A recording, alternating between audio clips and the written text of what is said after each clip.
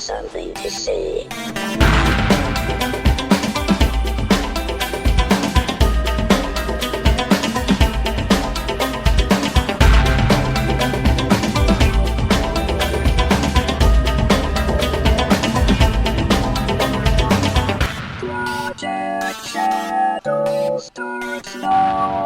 Hello everybody, how are you doing today? I'm doing alright.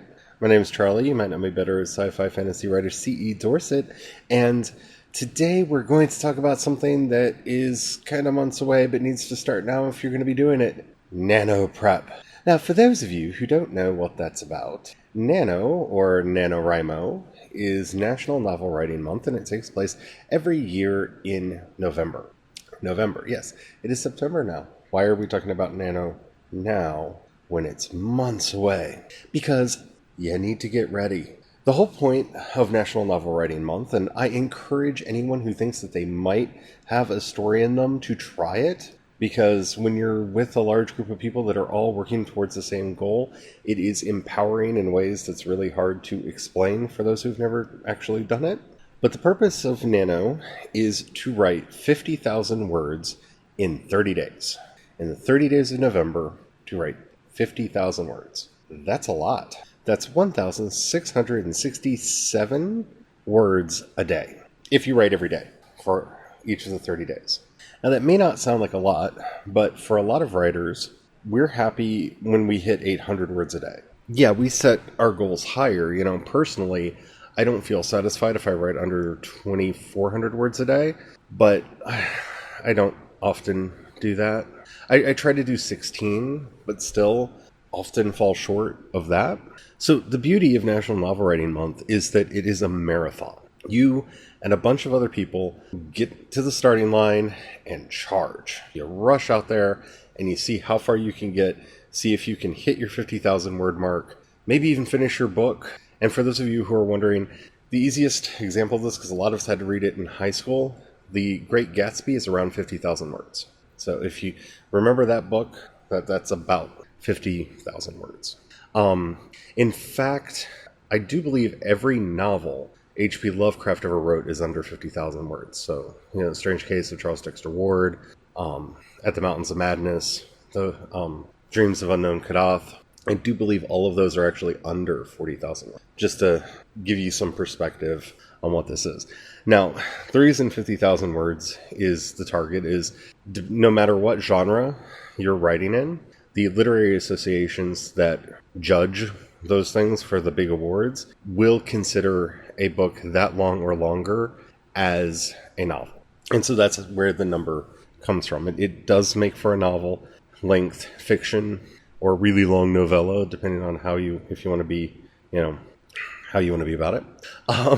And it's a great target to hit. And I've often found with my own fiction that it's a good target to aim for the word count, just because it makes for an easy read. It's cozy. I don't know. There's something about it that I really like, both writing and reading in that area. I do read books that are longer, and sometimes I'm perfectly all right with that, like with the Harry Potter books. I was perfectly all right with their gigantic, sprawling word counts, and sometimes that's a good thing. And there are other books that I have read over the years that, if they would have cut them back to a concise 50, yeah, they would have been much better books. So, it's a decent word count. That doesn't actually have to be the entire book. It's just 50,000 words. So if you're writing a book that's longer than that, as long as you hit your 50,000 words within the 30 days, you're still counted as a win, okay? So that's the basic idea of National Novel Writing Month. And I really encourage anybody who thinks that they may have a story in them to try. Just give it a try, see what happens. And whether you ever think you're going to show it to anybody else or publish it or anything, just give it a try. See if you can get that story out, because it's a great time to get involved with everybody else, kind of get that wind in your sails, and you see how other people are doing, and you kind of feed. It creates a positive feedback loop that really helps you get the words done.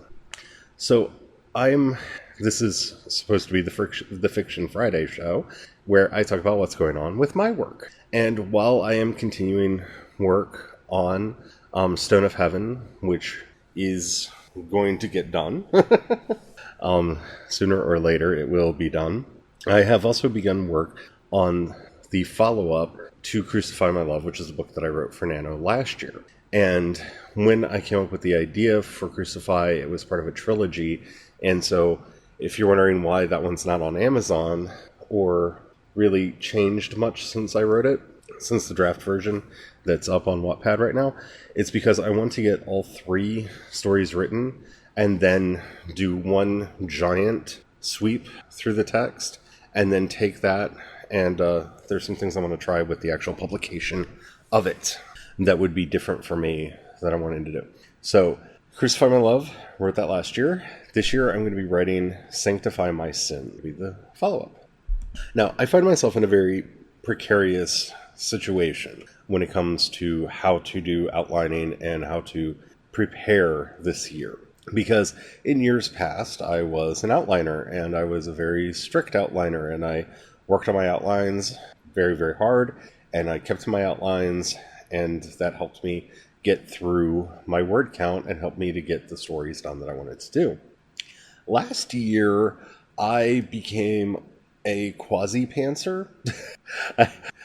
I wrote 2 books last year by the seat of my pants, without an outline, which is not entirely true. I mean, I had a rough idea of what I was doing when I wrote them. I actually had a very detailed outline for Labyrinth of Souls, but the story did not want to follow it, and so I followed the story rather than the outline, which was a unique experience for me. As far as Crucify went, I kind of had an idea of the majority of the characters that would show up in it. I knew some of the main beats that I wanted to cover in the story, so I kind of knew, what would happen by certain points of the story, but I didn't exactly know the whys and the hows.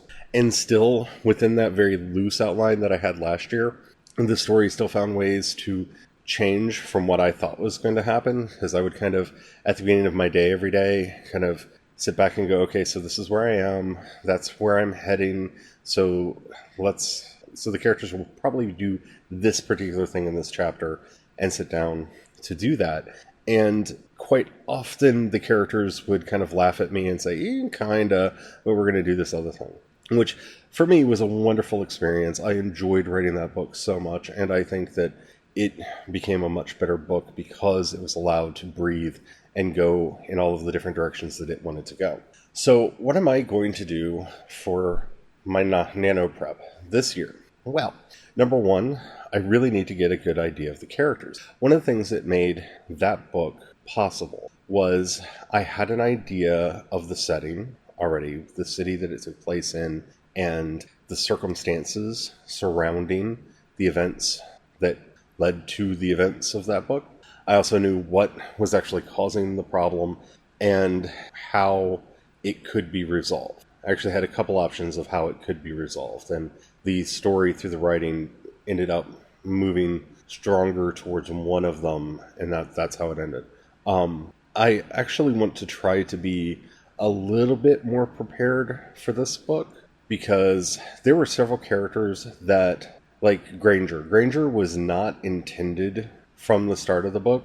She was a character that was in my head as kind of a small character that we would meet a couple times, and not one that would join the core cast of the story as the time went on. She demanded a much more prominent role in the story than I had originally granted to her, which is good because, as is often the case in my stories, that they're either all boy or all girl, and sometimes a little mix of the two.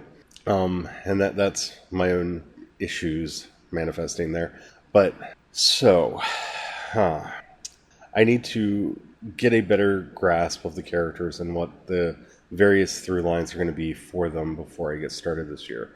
And that's kind of where I think if you're a pantser, it's a good place to get started. If you have just a rough idea, I still think you should be doing prep. And this is where I found the works of John Truby to be very handy. Well, I think he goes overboard, and I think he gives kind of a recipe for a story. And while I'm not opposed to it, and I think it would work as a viable story method. I have tried several kind of formulations, like these are the beats that should be hit at these points, and I am not 100% on whether or not I would want to follow his, and that's not a slight on him. It's just I've kind of been doing more of this Kisho Tenketsu thing and really enjoying that model of storytelling. So my plans are to do the premise work that John Truby actually puts forward in. I think that will help me get a much better grasp of the characters, the story, and exactly what I'm wanting to do. And I think that if you're a pantser, that's actually, a wonderful way to approach the story. Because if the first thing that I kind of do is I approach through Blake Snyder's ideas of genre, which I believe are covered in his book, Save the Cat Goes to the Movies. I believe this is the book that he does his deep dive into genre, because his genres are not the same genres that you're thinking of. It's not sci-fi, fantasy, and whatnot. It's, full triumphant, institutionalized, monster in the house, golden fleece. And his idea of genre is much more, when you see books that are talking about there are only these many kinds of stories, yeah, it's more that kind of a thing. But where I find it valuable, but one of the most important things that he kind of gets at, and you can debate whether he's right about this, but these are his genres, as he puts it, are the only stories that are commercially viable. That every book or movie that has ever made money has been in one of these genres. And I agree. I actually kind of took that up as a challenge, and as I often do with these story ideas, when somebody makes a bold claim like that, went through my DVD collection, went through my novel collection, went through the TV series that I like. Yeah, he's pretty much right on. And his idea of genre is also much vaguer than and more specific than other people that would give you a formula for a story. So basically what he says is, so like in a monster in the house story, you have 3 components. You have the monster, which is the thing that's running around terrorizing everybody. The house, which is the self-contained unit that is being terrorized. And the sin, that thing that released the monster, or that called the monster, or brought the monster about. So you find those 3 elements and use that to construct your first premise for the story and develop from there. And depending on how you want to see a lot of stories, there are actually quite a few that you can put in here. The most obvious, of course, is Alien, right? Mother, the sin. Mother tells them to go to the planet. Go to, what is it, LV-126? Oh, I feel so bad I can't remember the actual number of the planet. But at any rate, Mother very specifically tells them to go into the planet for strange reasons. Wakes them up, diverts them. It's all kind of secretive. And you can tell, obviously, in the first Alien movie, that is the sin. Because of the way the crew reacts. The crew of the Nostromo reacts to these orders. They're strange. They don't make sense. Why are they not allowed to talk about why and what have you? All right? So Mother commits the sin, which sends them all to the planet. While they're on the planet, they encounter the eggs. Bishop gets attacked. Back up to the ship. So now the Nostromo is the house. And of course the Xenomorph is the monster. And now you have the basic premise of Alien. When the Weyland-Yutani changes the course of a ship to go investigate an anomaly, they encounter an alien that they accidentally bring back to the ship that tries to kill them all. So there you go. House, sin, and monster. And depending on how you want to see it, I think you could also do the same breakdown for Ghostbusters and a lot of other stories as well. And in some ways, I think it's a very fun argument whether or not Aladdin is an out-of-the-bottle story or if it's a monster in the house story, which genre it actually fits into, because I think it's actually a monster in the house story, and Jafar is actually the main character from that point of view, because it's Jafar's sin that sends Aladdin into the Cave of Wonders, where he gets the genie. The genie is the monster, right? The genie ruins all of Jafar's plans, right? And then the house being Agrabah. And of course, the one who's ultimately destroyed by this was almost Aladdin and almost Jasmine, but definitely Jafar. Jafar himself was destroyed by this. And so it's very interesting when you look at Aladdin through that light. You can look at it through a couple other genres depending on how you want to see the story. It could be full triumphant from the point of view of Aladdin, what have you. But for me, the brilliance of doing this is by the end of this process, you have a simple one-liner to contain what is, by this point in the process, probably a fairly amorphous idea. And so you pick your genre, you create your premise using Blake Snyder's method, and then I would run that premise through John Truby's premises. So that's probably what I'm going to do this year. I'm curious what your Nanoprep is going to look like if you are going to be engaging in it. And like I said, whether you consider yourself a full-time writer, whether you want to be a full-time writer, whether you're someone like me who is obsessively compelled to tell stories all day, every day, and does that, or not, if you think you have a story in you, try to tell it. I think it's very much worth your while to at least experiment and to see. And you never know. You may write the worst thing ever written and become very successful like E.L. James. Sorry, that was bad. That was naughty of me. I shouldn't make fun of 50 Shades. I shouldn't. I often do, but I shouldn't. At least I didn't bring up Stephanie Meyer's. Oops. No. I kid. People liked those stories. They connected with people, so they were obviously successful at some level, or people wouldn't have liked them. Yeah.